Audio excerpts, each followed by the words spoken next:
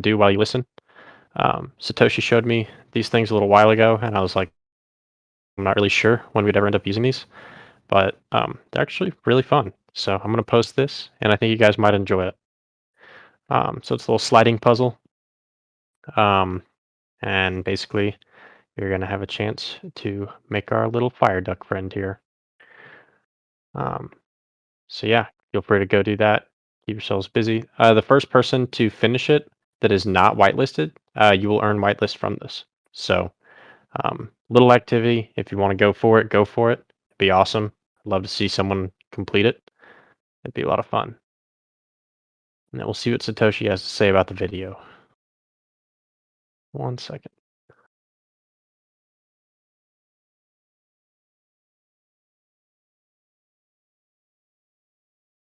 Oh, Mag's not going to be able to make it. He's going to bed, but he did leave a question for us to answer during this, so I appreciate him doing that. Okay. Satoshi, is there a way for us to make this a video channel or no? I just want to get an answer before I jump into this. I'm thinking no. Okay, no, it's not a thing in Discord. Okay, we'll try to get another video one going soon. We really enjoyed the ones that we've done with Nifty Culture, so I think that would be a good one to do again down the road. Okay, so we'll get into the AMA. Leading it off, we have a really good question from PKT. Couldn't be here today, but did leave a good question. They want to hear more about Mons and governance. Last time we didn't get a whole lot into it. Nat knows a lot more than I do when it comes to the in-depth token side. Yeah, so this time we can definitely talk more. So one really awesome thing about Web3 is the fact that we can utilize things like a governance token to involve the community in our decisions officially. So of course we can do AMAs, we can filter questions, and we can get information from you guys through that. But a great way to have it on record is through governance tokens. So what we're going to do is we're going to have voting mechanisms set up using our Mons, and Mons owners will basically cast their votes using their Mons token, so it'll be verified on the blockchain in order to participate in any like forums that we have or decision making that we're making. Do note that these aren't going to be for like crazy game controlling decisions, because those are things that the team is going to be making on their own. We're fully equipped to handle any situation like that, and so we want to leave some of those things to the people that are best equipped for it. However, there are a lot of really fun ways that we can incorporate governance tokens and that voting mechanism for you guys as the community. So one thing we'll be using it for is determining content rollout. So we have a rough roadmap of what we want to do and when we want to do it, but we want to make sure that we're including our community in that as well. So there are going to be opportunities to kind of vote on what we're like prioritizing as a team for gameplay and upcoming mechanics, because ultimately at the end of the day, game is really important, and we're going to be live shipping it, but we want to make sure that we're live shipping updates that the community actually wants to see. Of course, they're all going to be quality updates and they're going to be good content, but I can imagine that there are a lot of things that some people might want to see prior to other things. So, for example, we'll hold a vote to see if people want PvP first or if they want dungeons first. PvP is where you're facing off against other people, of course. Dungeons are where you're going to find the strongest materials for strengthening your monsters. Again, these will only be like a few weeks apart from each other, so it's not like it'll make a crazy difference, which is why we're comfortable doing something like a government's token vote. But we would definitely like to receive official feedback from you guys on chain regarding which features you want to see in what order. So that'll be probably one of our earlier instances of using that. Yeah. Also, if you guys have any suggestions for how you would like to see the governance token used, let us know. We think game content's a really good one. We're also going to use it to collect important feedback regarding the excess supply. Like we intend to have that, and we intend to vault it, of course. And then once we do that, we want to involve the community in, kind of guiding the decision making there as much as we can. It's the most important thing with regards to that supply is that we uphold the value of the Genesis mints. So, of course, those are going to be valued a lot higher than that excess supply amount in terms of like monetary value, and then the price that we're going to be setting on that excess amount is going to be very steep. And so involving you guys in the decision for when the right time is to release that shop is something that we hope to do with that governance token. That doesn't mean that you guys are setting the date or anything, but it will help us pace it and get a good cadence on things and get constant feedback from you guys. And we have people on the team that'll be helping us set that up. And then if you guys have additional questions regarding governance, let me know. There are a lot of really neat ways that you can go with that in the Web3 space. Those are just a couple that we have in mind, like right off the bat, where we see a lot of value in using that token. Oh, actually, the one other thing that I'll mention is we're going to use the governance token heavily to dictate which monsters we release next. So our artist is just itching to design new monsters. He already has quite a few that he's designed outside of the initial 80 that we're releasing. So we want to involve you guys in determining which ones are going to come out next. So we'll have like votes where you guys are voting between, I don't know, 3 or 5 or however many choices. And then whichever one you guys pick, we're going to get skills and stats onto it, and then we'll have it pushed out into the game. So it's just another fun way to involve you guys in the developmental process. So in a sense, those will be the community's monsters. You guys help us create that. And so we're excited about that opportunity as well. That's not something that you often get with a traditional game. And then also regarding the distribution, yeah, we have hinted that it'll start with an airdrop. We can't give it in a more detailed way prior to Genesis Mint because of laws around securities. A lot of projects just skip that altogether. They don't necessarily do the legal thing, so we're making sure that we're legally compliant with that. Apologies, that's not nearly as fun, but I promise it'll be really fun in a few weeks when we roll that out. You guys will all be very pleasantly surprised. Puzzle too difficult, can devs do something? Come on, you can do it. Give it a shot. I think that you'll find that with a little time and effort, you'll get used to it. I've got a couple more locked and loaded for you too. So as soon as someone figures it out, let me know. There's specific reasoning on limiting 3 mints for public. Just curious. Yeah, so the initial intent behind that is to just prevent someone from coming in and buying a massive supply. So again, it can't completely prevent someone from doing that. You can multi-wallet. There are a lot of ways to get around it. But what we didn't want to do is explicitly enable someone to do that. We like whales. We want whales in our community. We think it's awesome, especially for like a game.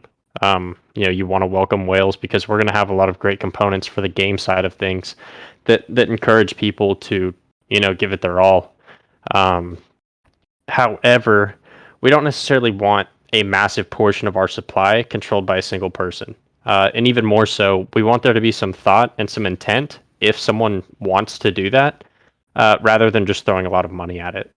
So essentially what it does is it prevents someone from minting a ton out of one wallet, but if they want to go through the effort and the trouble of setting up multiple wallets and making sure that those have funds to make that purchase, then it is Web3. We have no way of knowing who is tied to what wallet. The blockchain does not discriminate. So with regards to that, it's definitely still possible. We're just making sure that we're not explicitly enabling it by setting no cap on it. Very good question, though. Okay, looks like we might have a few in general. I'm going to hop over there. Also, I will mention, anyone who asks a question does get free whitelist. We want inquisitive people in the community. So, yeah, if you know anyone that's looking for it, let them know. You can ask it through text, or once we get through the text ones, we'll be asking people if they want to come up here and talk. So Mr. Webos has a question in the main chat. They don't have access to a mic right now, but they're wondering if there will be additional champions minted at some point beyond the Genesis ones. No, we will never increase the supply beyond the Genesis Mint champions. That is one reason that we have a relatively large supply for an NFT collection. While 10K is a large collection from a PFP standpoint, for a game collection, it's incredibly small. When you think about a game and the fact that it's constantly producing resources, it's actually a bit non-traditional to be capping an NFT-based supply at 10K for an in-game resource. So we kind of found our middle ground there, where this was initially designed to be like an in-game resource entirely. Champions were just going to be another component of our game, and then we realized that they have really great utility as a PFP and a really great opportunity for you guys to show support for the game and kind of spread the word and talk about um, some of the positive aspects of the game through that champion. And our artist has done an awesome job putting these together. So we're really, really glad that we did that. It's a lot more fun to have them this way than just having them in the game entirely. And then one other thing that having these Genesis champions has enabled us to do is we can use them kind of as our VIP pass for the game. So that's why you're getting the egg airdrops, which are essentially like a starter pack. You could compare to any other game. That's why you're going to get access to special features within the game, special airdrops down the road. So moving those champions into a PFP style collection was a really good move on our end as far as opening up the possibilities for them. And so to kind of conclude on that answer, no, we're not going to be adding any more champions beyond the Genesis ones. As far as this collection, there will be an in-game version of a champion, but it's not going to have any of the like features and attributes that the Genesis champions have. It'll just be so that your box in game isn't blank if you don't own a Genesis champion. That way you actually still have a character per se. Okay, switching back to the AMA channel. Can you comment on the final art and VFX style? Some FUD is around that. Yeah, easily. So first of all, we don't have final art. The only final art that we have is what we've shared through our like monster reveals and our champion reveals. And so the assets are what we have the art finalized for. What is nowhere near finalized is the VFX style. That kind of stuff takes a lot of time, and it's secondary in terms of rolling out a game as fast as possible. So we're going to be hiring VFX artists after our mint to get them in there and to get them rolling with, really pretty VFX. I've talked in previous AMAs about how inspired I am by MapleStory. It's a game with 2D graphics, but very, very nice and clean VFX. And so we're looking to have something on that caliber. And we're going to get it by whatever means we have to, whether it's hiring someone out of a AAA company to come do it, or partnering with a game studio that has people internally that do that sort of thing. That's like really, really important to us, because for a long-term game, you really need to have some nice, clean visual effects. It needs to be something that's easy on the eyes, engaging for the user. The mechanics can all be there, but if the gameplay itself isn't like smooth and visually appealing, then I don't think that it has the longevity that it needs to. Yeah, happy to answer any more questions around the art and the VFX. But most notably, I would say the art that you see, all of the static objects, that stuff is final, of course, like the monsters and the champions. But the in-game assets themselves are a long way from finalized. The trailer we released a while ago is just to show people the current state of development, to show that there is an actual game that's running in an engine that is in development, to give you guys a glimpse of what like battle mechanics will be like, even though it doesn't go super in depth into the technical side, which I'm happy to do anytime, whether it's through an AMA or if you guys want to ask about it in the chat. I love the technical side of games, as many of you know, so always happy to do stuff about it. Reason to have whitelist, asking because it seems like you can mint the same way in public. Yeah, good question. So the main benefit of the whitelist is that you're able to mint more than 5 if you want to. More than 3 rather. We have a limit of 3 in the public mint, and so the whitelist mint gives you access to that. Additionally, it was a good way for us to gauge community interest and help us create good plans of attack for supply management, how we're going to handle excess supply, that sort of thing. So I would say that there is a benefit to whitelist, but it's not in the same way of like a 2K project where you're worried that it's going to mint out if you're not on whitelist. We're not going as crazy as some projects do on, hammering like a hype cycle for the Genesis mint. This game's a marathon, and so we're going to have multiple events like this where we're rolling out very important content. So similar to our Genesis Mint, we're going to have a lot of hype around game release, of course. That's where we're going to be bringing in a lot more new entrants in addition to the events that we're having right now.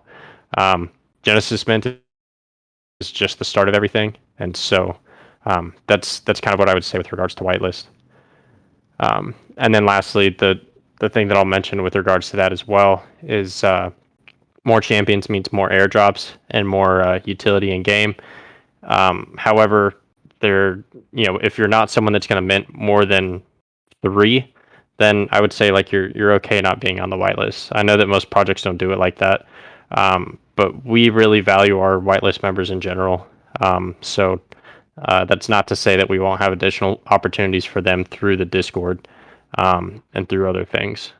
We have our whitelist members tracked, and we're going to be taking a snapshot after the whitelist mint as well to determine what special things we want to do for you guys. And that'll, of course, occur prior to the public mint. That's one reason for having a little bit of a time gap between the two, so that we can make sure that that all checks out. Do I foresee there being any more delays tomorrow, or has OpenSea sorted everything out? So they haven't sorted everything out. There's a horde of developers that have been messaging them all day in their Discord, and they finally responded about 2 hours ago and said, "Hey, we just found out that there's an issue with our thing. It's rejecting all new contracts. It has not created a block since last night. We're looking into it." So we're hopeful that that message was a bit misleading and that they already knew about this and have been looking into it. We're going to be updating you guys over the next few hours on any progress that we've made there and things that we've heard from them. It's really frustrating to have everything done and just sitting there waiting to go on OpenSea. For the most part, OpenSea is okay, but it's not perfect, and a lot of people have a lot of issues with it, us included. That's one reason that we're going to be building out our in-house marketplace. It's really important that we get that out. It wasn't like priority number 1 for Genesis Mint because the metadata is not as complex for Genesis champions as it will be for monsters.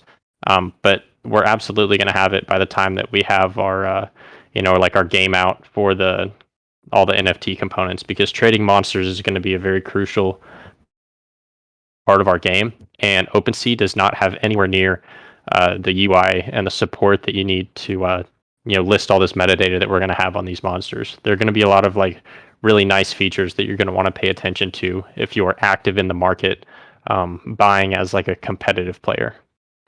Otherwise, you can just look at rarities and you'll be fine. In which case, OpenSea is totally fine. Okay, we have a question from Nikolai. I've seen some other games do it will be done here. Mint on ETH migrate to Polygon. How will liquidity work? Staking of tokens will be a thing as well as liquidity pools. Game will come together over time, which I look forward to. Good question. So that first part, you've seen other games do this. Mint on ETH, migrate to Polygon. So the Genesis champions are actually minting on ETH and staying on ETH. If we migrate them, that could result in a split collection.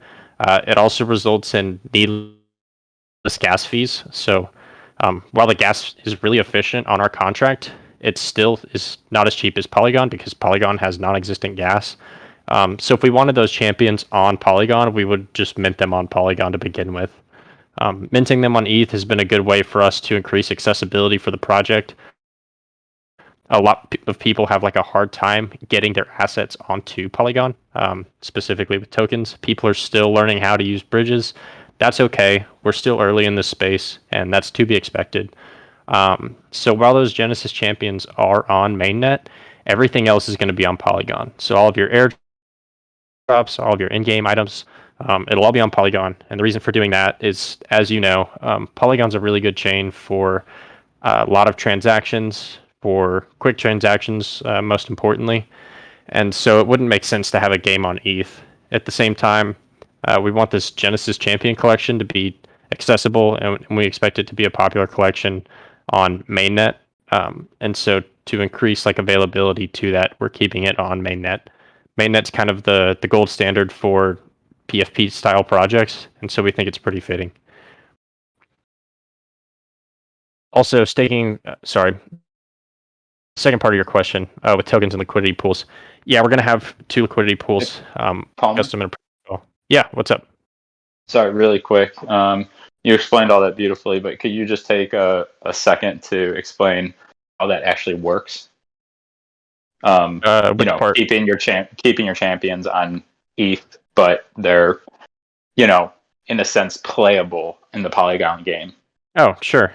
Yeah, so the game's on Polygon, but we have a call on our backend that'll reference our database, and our database is going to be regularly updating that champion ownership from the mainnet.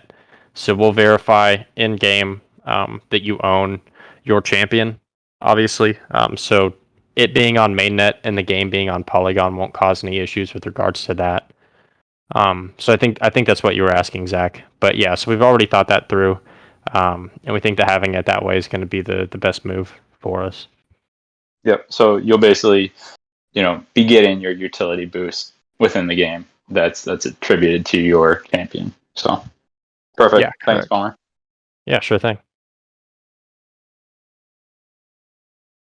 Okay, what number is the Genesis up to, or is it randomized? I think this is a question regarding the Genesis champions. So, absolute maximum for that collection is 9,999. However, what we're doing is after our mint concludes, so the mint runs for, let's see, I'm losing track now because the dates are all changing, but so we've got 4/1 through 4/6, so that would be 5 days if I'm not mistaken.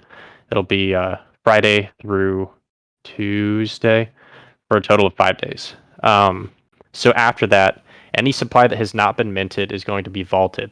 So what'll happen is the effective supply, so all of the ones in circulation, will be cut exactly equal to the amount that have been minted so far. The rest of them will be put in a vault, and that vault will not be accessed until we have A, determined that we as a team are ready to release those, and B, until the community has made their decision through our governance token to also release those. And so what it does is it keeps our collection small without us having to define a cap from the get-go.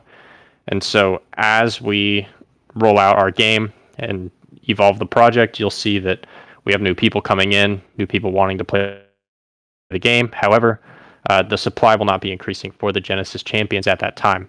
And so we'll have an influx of demand, but not an increase in supply, which drives the value up for you guys. And then all the while you're getting airdrops of monsters and other things that we can't touch on yet, but most importantly, monsters for the gameplay.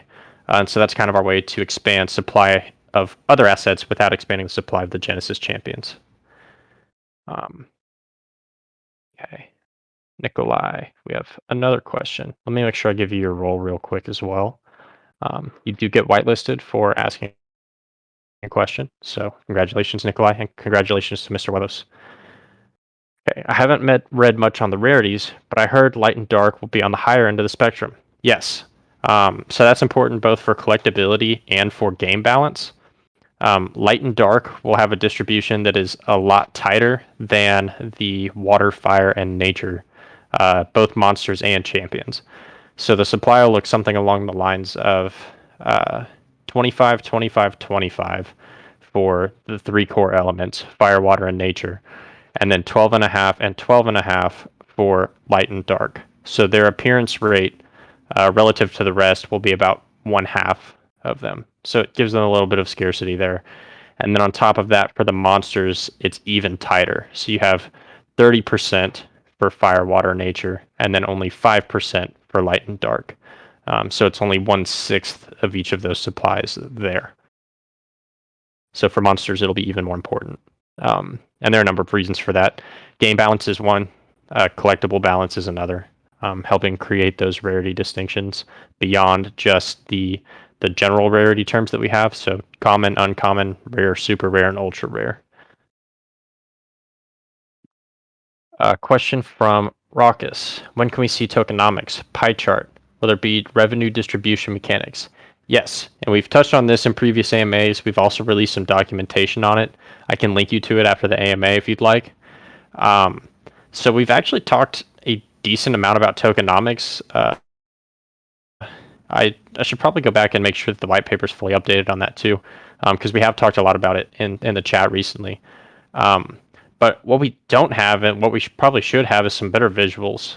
People are visual learners, and so I think the fact that you mentioned pie chart here is actually a really good indicator.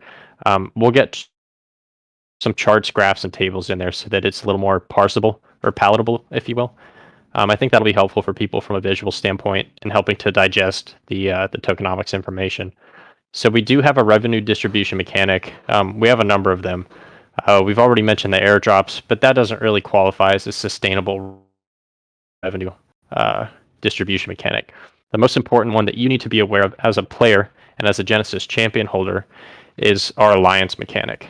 So we have something called the alliance, wherein you will stake your monster to it, and other players will be able to use that monster in their dungeons. So when they complete a dungeon with an alliance monster, they'll have a chance to receive an alliance chest. Within that alliance chest, they have an opportunity to discover tokens. Those tokens will be cents. That's our in-game token that we'll have. So it'll be our second token of our dual token economy. Those cents will be split between the loaner, so the person who owns that monster, and the recipient of that loan, so the player that was using it for their dungeon.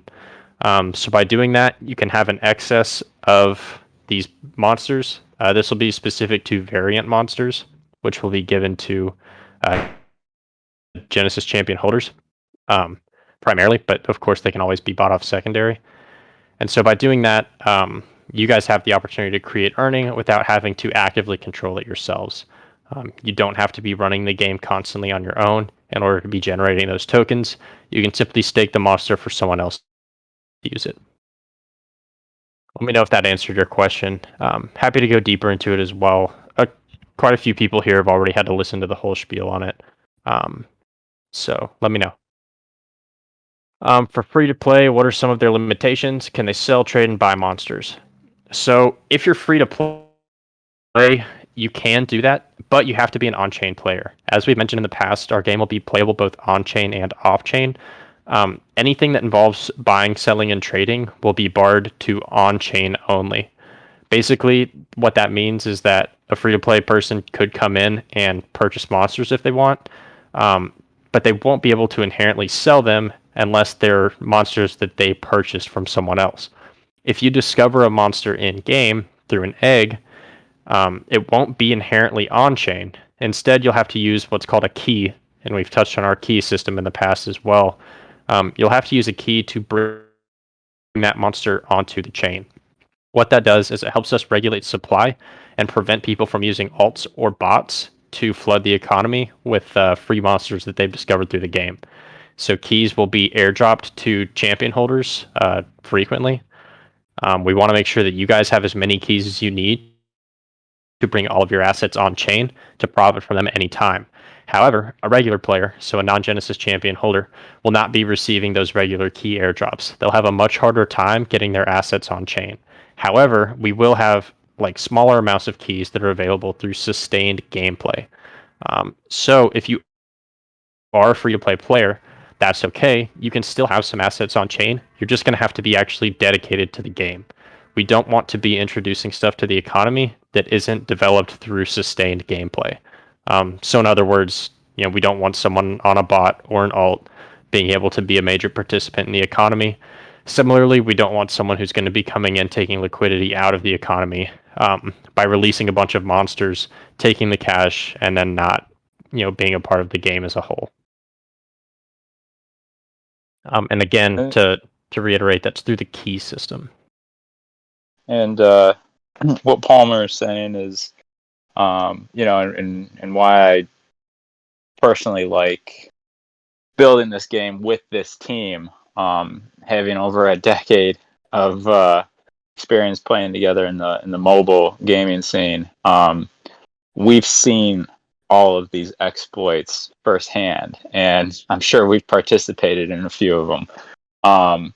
So we know how to keep the game economy fresh and, circumvent or, protect the community from some of these exploits that I feel like a lot of Web 2 traditional gaming developers aren't quite aware of and they might struggle with. So, like Palmer was saying, we have a lot of systems in place to, again, keep the gameplay fresh with real players, and keep it bot free and exploit free. Yeah, definitely. Well put. And then also just to elaborate on that slightly more, you mentioned that the Web 2 developers may not be aware of it. And I think that in a sense that's true, but at the same time, oftentimes in Web 2 they are aware of it, but they don't care because it still drives revenue. In order for people to be participating in the game, even if it's through a bot, they have to be spending some sort of resource within the game, and all of that goes to the developer. So, for them, oftentimes the more bots, the better, and so the players are the ones that have to deal with it. However, in Web3, it's a lot more of like a careful situation, and that's why we want to have such extensive rules and like measures against it. Because if someone is botting or if someone is using a ton of alt accounts, it hurts the economy, and we aren't the economy. The developers are not the economy. The community is the economy, and that's what makes up the ownership of a game in Web3 is you guys. So it's important for us to make sure that you guys aren't being harmed in the process of people trying to come in and use like immoral measures. So that's something that's really important to us, and we will not be taking it lightly when it comes to the game component.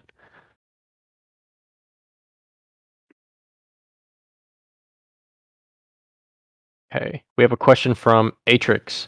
Are you working with the Unity studio or doing the game dev in-house? If a studio, who?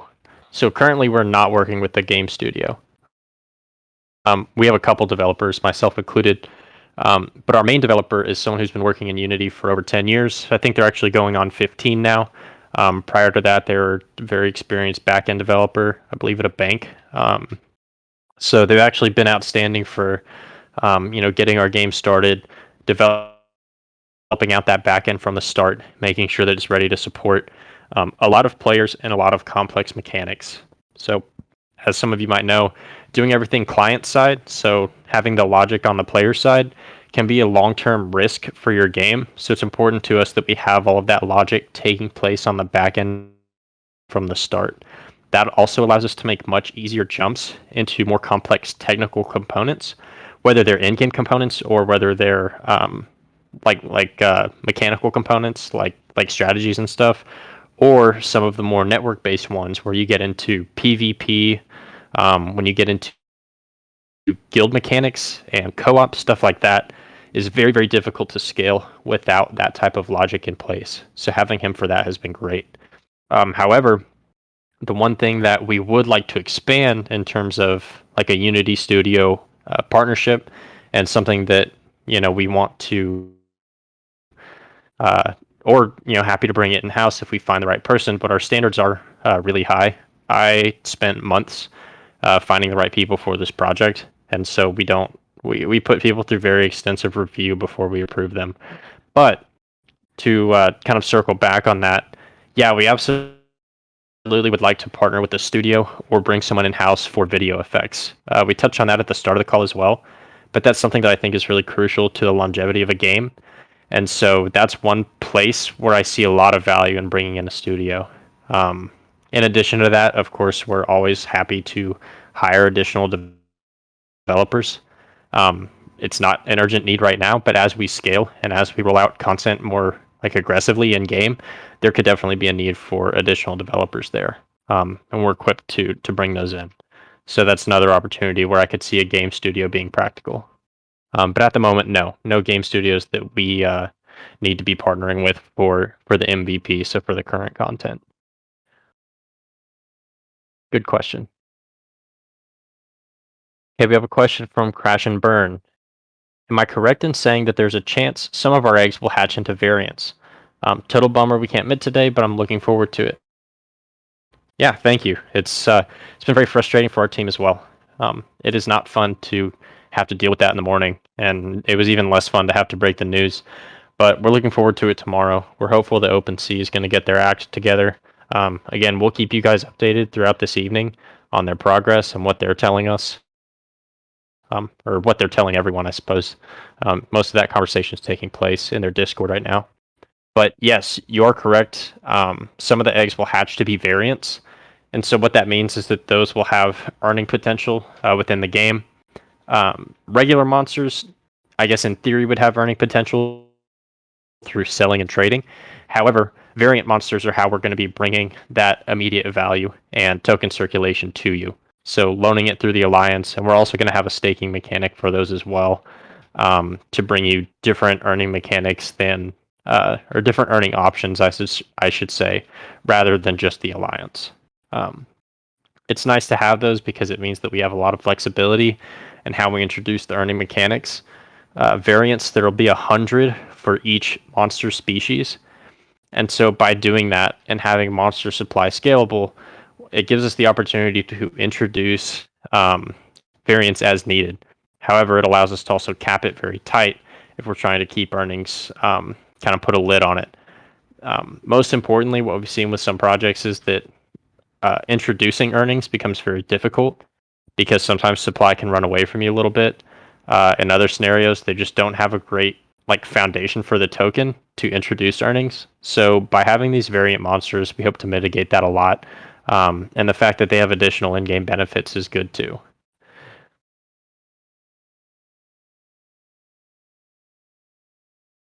Is utility token fixed supply? So the value token, Mons, that one will be fixed supply. The in-game token, Cents, those will not be in fixed supply, or at least we don't intend for them to be. They're going to be heavy circulating. They're going to be a lot of overturn. It'll be heavy sinks within the game. So we don't see a need for them to be fixed supply. By doing that, we hope to keep the price relatively stable, and have it function as a Web3 version of a Web2 in-game currency. And so that's a balance that we're trying to strike there. And the value token is where there'll be a lot more opportunity for the earnings. And then, of course, the limited supply, like regulations on the Genesis champions and the variant monsters. Vaulted can be used for giveaways and such as well. Yeah, so the vaulted Genesis champions specifically, so our like unminted supply will be vaulted only for future sale. And again, that sale is going to be like really steep. We don't want to be making them incredibly accessible down the road, which is, puts emphasis on the mint and helps us, retain the value that we're generating here, with you guys. However, we do have a portion of supply that's going to be reserved for giveaways through like the team mint. So we're going to be taking a portion of our mint in order to distribute those giveaways to people. We do see ourselves doing champion giveaways, and so we're going to have those reserved for that. But yeah, we don't want to be dipping into that actual vault, the one that I mentioned, because that does need to be like an actually closed off supply. That's like really, really important, and it's really integral to the mechanics that we're proposing for it. Hey, we have a voice question. Oh, okay. Yeah, bring them up. Sorry about that. Hey, go. Yeah, being here a bit. All right, guys. All good information. Thank you very much for sharing all that. Appreciate it. I've been new here for like 3 days now. Thanks to Wishmaster invited me. I'm pretty well known around the Web3 space in like 9 different play to earn with 100 head invested so far. And I guess there's not much project out there yet who allow renting of our NFTs, with the actually working system. So I'm very interested in knowing a little more like what is actually for the owner of the NFT, what's the the profit or the incentive to rent those to people around and stuff. And also that's one question. And the other one is if, for example, I mean I'm whitelisted already, but if I want to mint more than 5, 2 from whitelist and 3 from public, can I mint as much as I want from public, or I'm stuck at 5? That would be it. Sure. Two good questions. I'll touch on the earning one first. You mentioned that renting system, and that a lot of games have not been able to successfully implement it yet.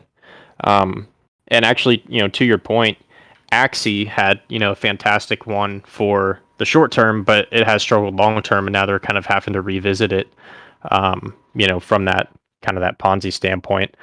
And so what we're going to be doing with the alliance mechanic is if you have that variant monster, which all pretty much all Genesis champion holders should gain one, then you're going to be able to rent that out to other players.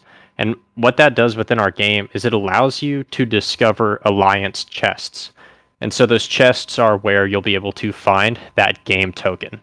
So when that game token is discovered, it'll be distributed between the renter and I guess you could say the rentee. So the person that is loaning it and the person who is using it.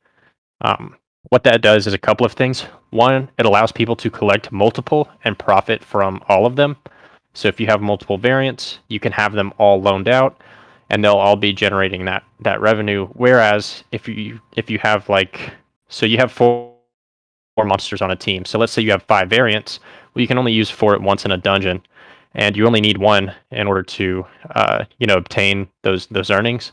And so giving people incentive to own multiple and the ability to profit off of owning multiple is really important.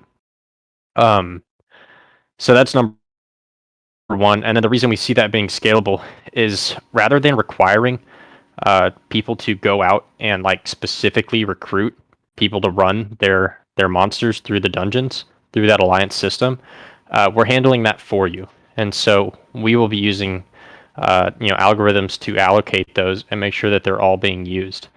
In addition to that, what we have on the roadmap is we want people to have the functionality to loan those to specific people if they choose to, and then you'll get a boost for doing so. So if you're a player who wants to take that team management into your own hands, similar, so that version would be more akin to the Axie Scholarship program where you're specifically choosing people to run your monsters. Then that's where you could stand to make a little bit more earnings through the bonus that you get for doing that.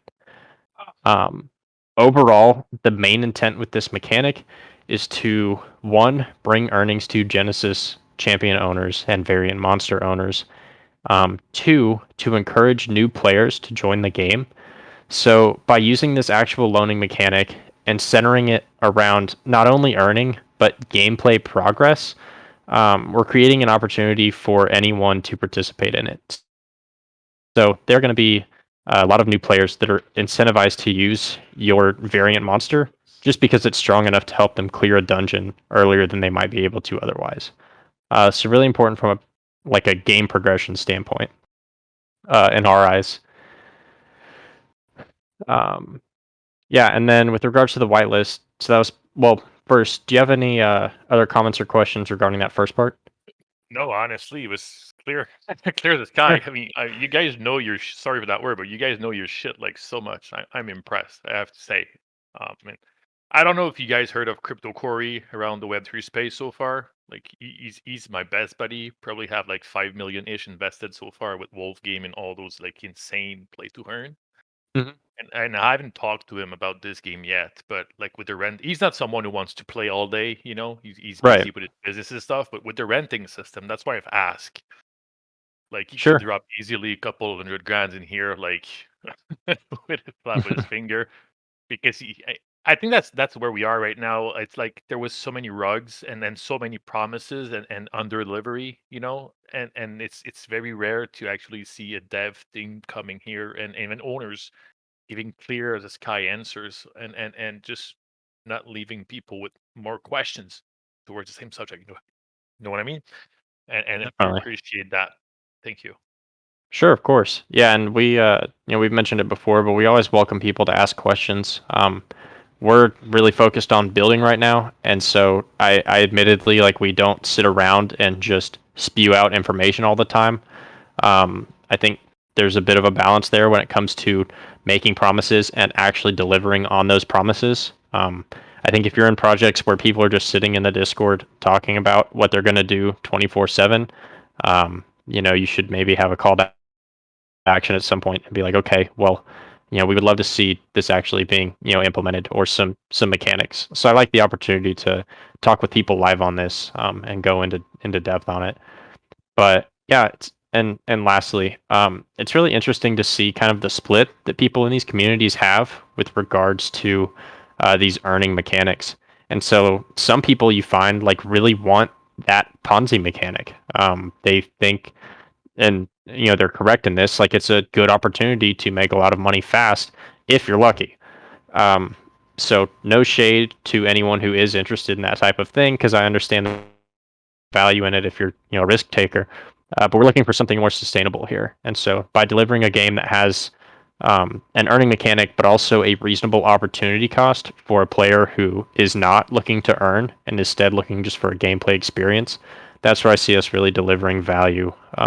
In the kind of the path of this game. And then, Yeah, and really Zach, go ahead. quick, Palmer. Maybe touch for literally a minute or so on how we'll have both active and idle gameplay. So there'll be some opportunities for passive income or passive earnings, but also active earnings. Yeah, good point. And I haven't touched on that as much recently in our AMAs because it hasn't come up in some of the questions. But we're utilizing like a play as you want model. And so by having an auto and idle play feature, it gives people the opportunity to, invest in the game and not necessarily have to play it all the time. And so you can leave it running and come back and collect your resources, like pertinent game resources after leaving it idle for a while. And we think that that's going to be really important too for sustained gameplay. It can get very exhausting to be playing a game manually all the time. At like on the other side of that same coin, it can be really boring to have a game that's entirely autoplay. Then you're not doing anything, and that's how you create kind of these more like Ponzi-nomic type games where there isn't any genuine like buy-in from the community. And so that's one thing that we're really hoping to secure through this project is genuine buy-in from people who are interested in the project itself and not just interested in making a quick buck. Obviously, the potential is there for that, but for our sustainable like players in our ecosystem, it's a lot healthier to bring people in on the the ideas behind the gameplay mechanics and kind of the intricacies there. So I'm very thankful to have people in here that care so much about that. We've gotten a lot of great questions on it. I have to agree. I mean that's what I'm looking for personally, something I can play and earn for months as I enjoy my time in front of my computer and all those AMAs and Discord and reading white papers for other project. And space is so new. Definitely. But yeah, definitely. So about Oh. those wallets.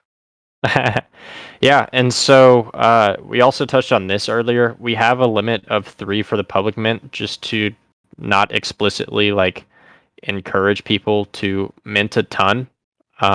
We have had some internal discussions regarding that lately because we have had quite a few people request for that cap to be either removed or raised to allow for more of that. We'll hold a little bit more discussion on it. I wouldn't say to expect a change because we don't want to be changing things, right before the mint. However, if we judge that the demand is there, we're, given the fact that OpenSea has rugged us for a day, it does give us an opportunity to revisit some of our mechanics just a little bit. So we'll look into that tonight, and we'll release a statement on it here in a little bit. Sure. Appreciate the honest answer. Thank you very much. Sure thing.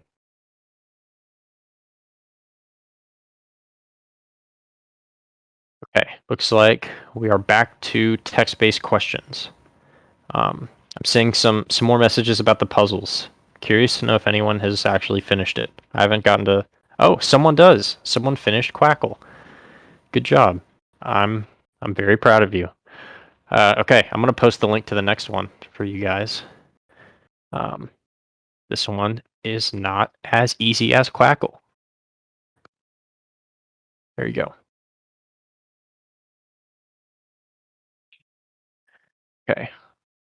Back to the questions. Got to find my spot again. Sorry about that. Okay. Question from A Money about breeding and Ponzi.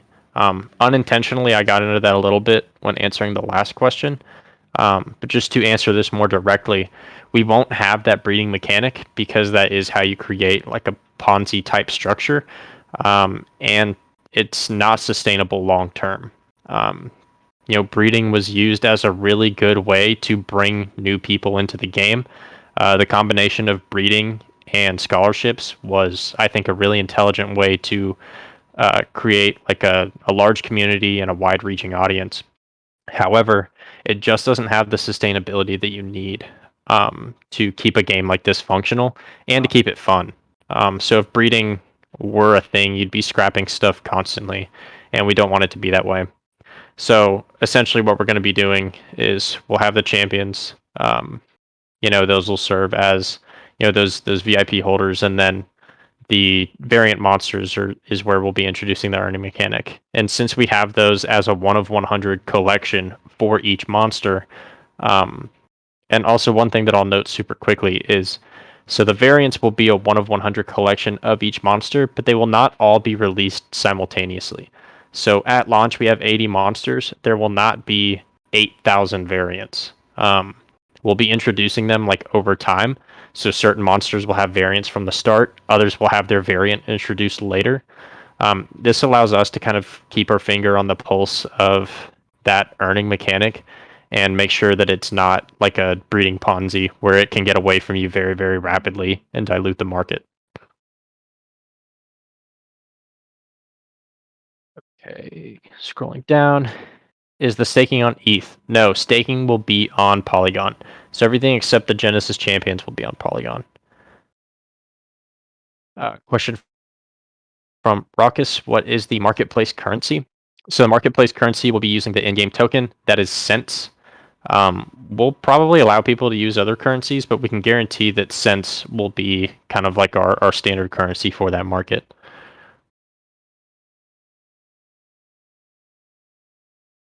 Okay. I'm going to skip over some of these because I think that we've already answered them. If not, just ask them a second time so that I know, so I can go back to them.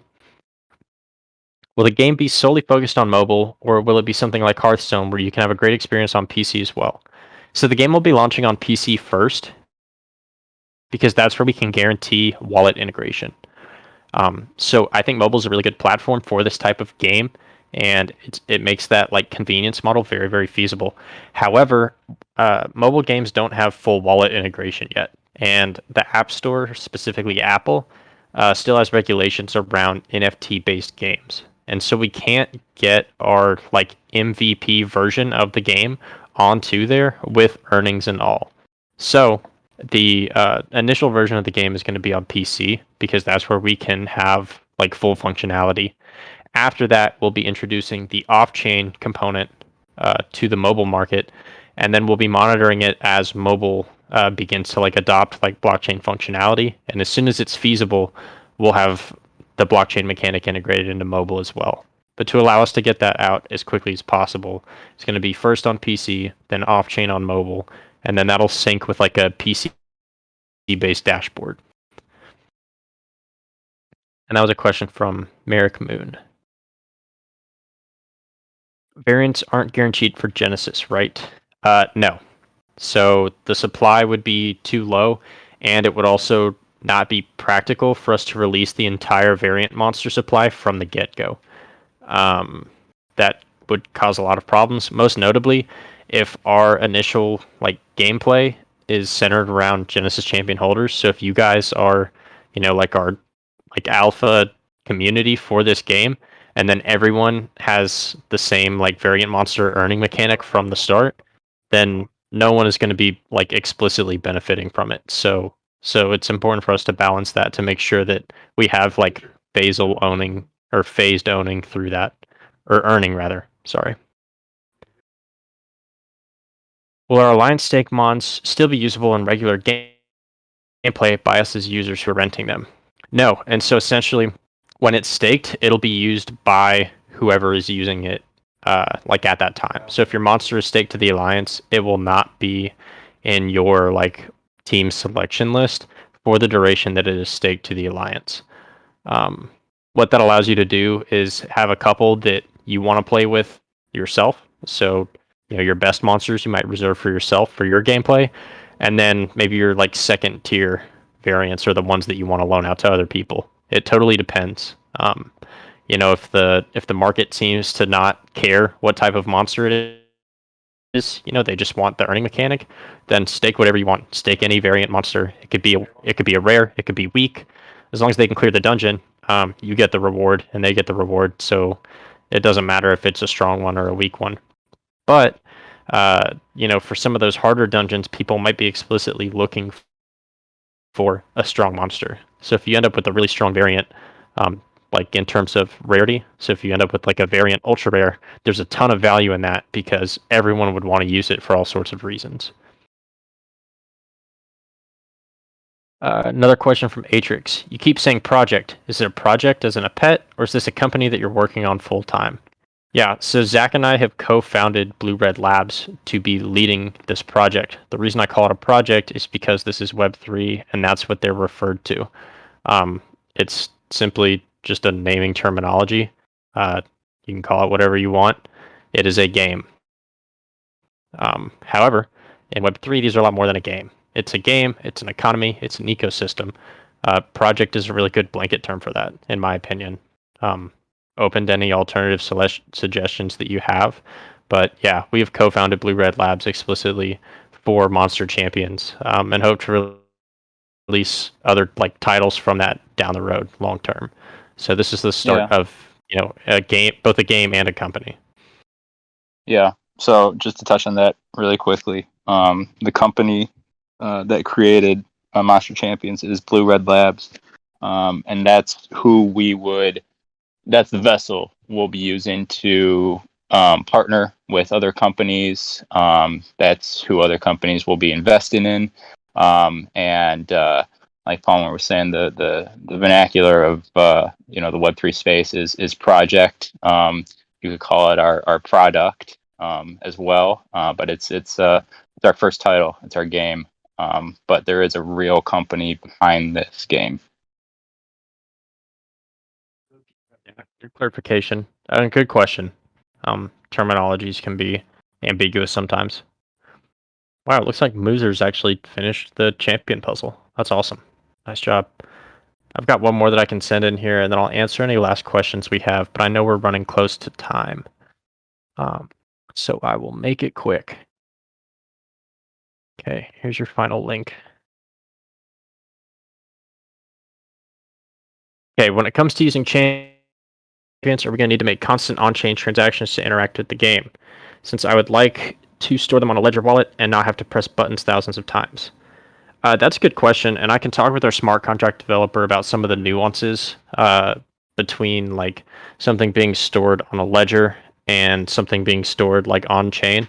I believe you won't have to make any transactions. So in order to like verify ownership of it, we're going to be referencing it on the back end. So you can think of it as like an off-chain confirmation of that champion. So like the data is stored on a server, and we're just going to be referencing our server for Genesis Champions explicitly. For other components of the game, we'll be referencing them directly on chain. But referencing the server side for the Genesis Champions specifically is kind of the smoothest way for us to integrate them into the game. Really good question, though. So my answer to that is yes, you should be totally fine having it on a Ledger wallet. And that would absolutely be a pain if you had to move it back and forth all the time. Will Mons be the governance for the whole company, or will other titles have different tokens? Really good question. So that's something that we haven't gotten to yet because we're kind of in on Monster Champions for the long haul.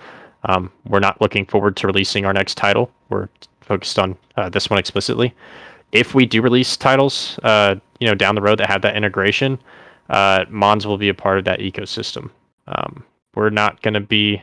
So one thing you see in the mobile market sometimes, and even in the console and PC market, is when people release a new title, they drop the old one. For that reason, we're not looking to roll out like Monster Champions 2, like all sorts of stuff like that. Instead, we're going to put that development into this game. We're not.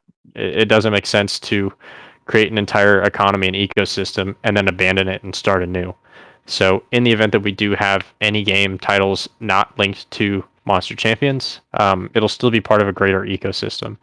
And that's true for partnerships as well. So while we have, Blue Red Labs developing this title, it's always possible that we get approached for buyouts and such, and so in the event that that happens, we're expanding the size of our game company per se. Then we would look for like full ecosystem integration instead of siloing it for every game. But doing that requires a very thoughtful approach. You have to put a lot of care into not only the economics of the core game, so of Monster Champions, but also into the next title that we would develop. So if we have a new one entering that ecosystem, rest assured there would be a lot of thought put behind the tokenomics in that game as well in order to uphold token value.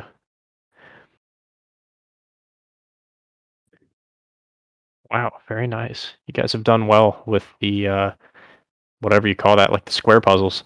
Okay, I'm checking general to make sure that there are not any questions we've missed. It looks like we're good to go. I hope you guys are looking forward to the Mint tomorrow. We're really sorry that OpenSea is the way that it is, and that we weren't able to push through our final contract for that. We're going to update you guys more tonight, as I've mentioned earlier. We're going to try to get as much info as we can from them on their expected timeline to fix it. But we're not going to, just be sitting waiting around. As soon as they say that we're available to go, we're going to go. And so look forward to tomorrow. We're planning for tomorrow, but we're going to let you guys know if anything changes or if they're being slow to get back to us. Again, not a fun spot to be in, but we're going to make it work. We're here for the long run. Did everybody here who asked a question, do they all get whitelisted? I just want to make sure. Yeah, they do. Okay. No, I just want to make sure that they did, that we did that. So okay, they perfect. should be. I went through and did it, so I'll double check though. If I miss anyone, let me know. But thank you guys for tuning in. As usual, we got a lot of great questions. I love being able to interact with you guys through this. So definitely going to be keeping these up. They're not just for our Genesis Mint. We want to do this often for all sorts of reasons specific to the game as well. So thank you guys again. We'll be talking to you guys soon.